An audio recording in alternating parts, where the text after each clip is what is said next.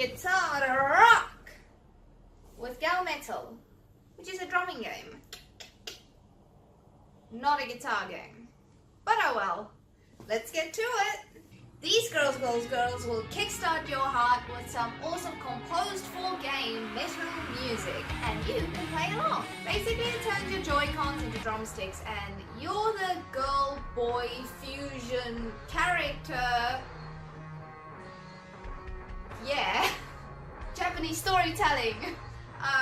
That you're the drummer of a metal band, the schoolgirl band.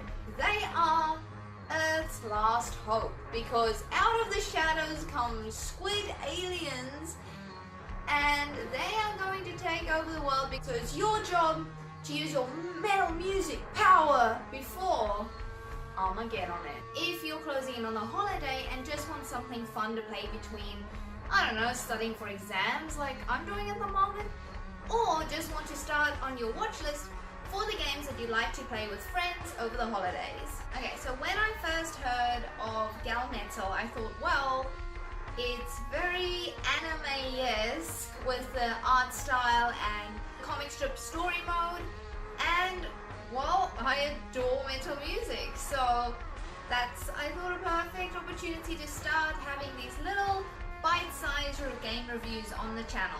So today I thought I've used the Joy-Cons and I've drawn a little bit up the top, I've crisscrossed, drawn a bit like that, and wow, it is good exercise for your arms, that's for sure. So I thought, what about the other controls? What about the touchscreen controls, and also if you just play with the controller itself in handheld mode?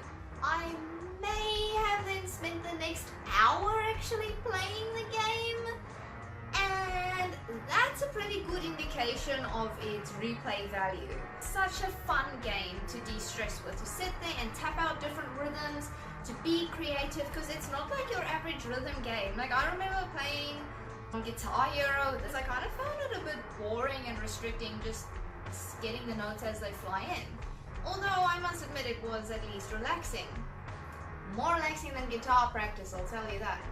What I like about this game though is that you have the creativity. There's different beats you can learn. You can learn to solo or band practice mode, and that gives you the opportunity to learn different beats and then apply them to the songs, and you get points on being creative. Or you can just kind of do your own combination and you still get points for it, and that's a lot of points in my book.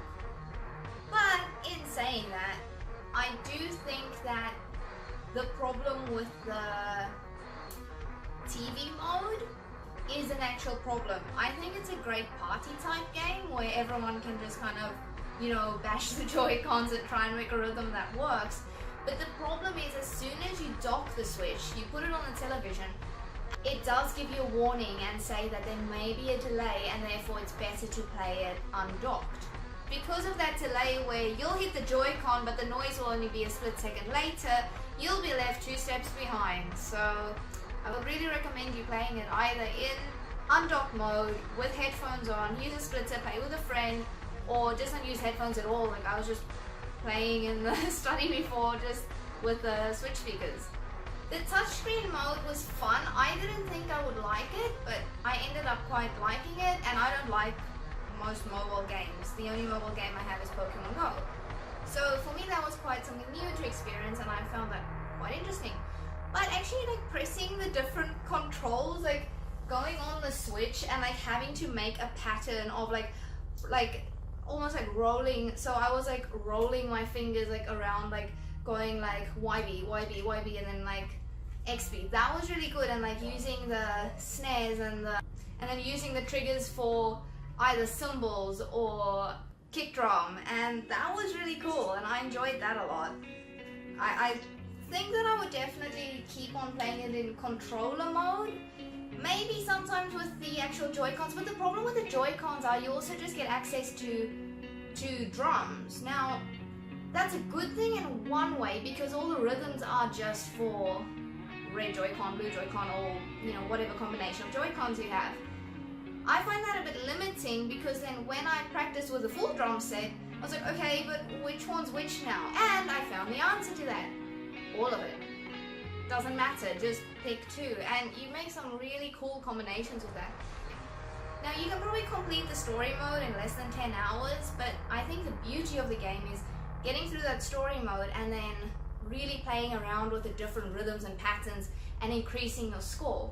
It's just an all-round fun game just to boot up and toggle around with whether you're sitting on the bus. It's a nice in-between game, or between classes or something like that. Even on the aeroplane, like I can imagine if I'm really tired one morning on a flight somewhere, which frequently happens, I don't necessarily want to get into an RPG, and this has RPG elements to it, but I can just sit there and do like replay certain concerts and, you know, just fool around with it a little bit. And I think that's a really great way of having this game on the Switch, because it's portable, it's easy, and you can also share it with other people. I really wanted to check out the game, and I'm super grateful that XSeed sent me a review copy of this game so I can tell you guys all about it. In the end, it's up to you whether you're going to pick up this game, but I would thoroughly recommend it to at least put on your watch list.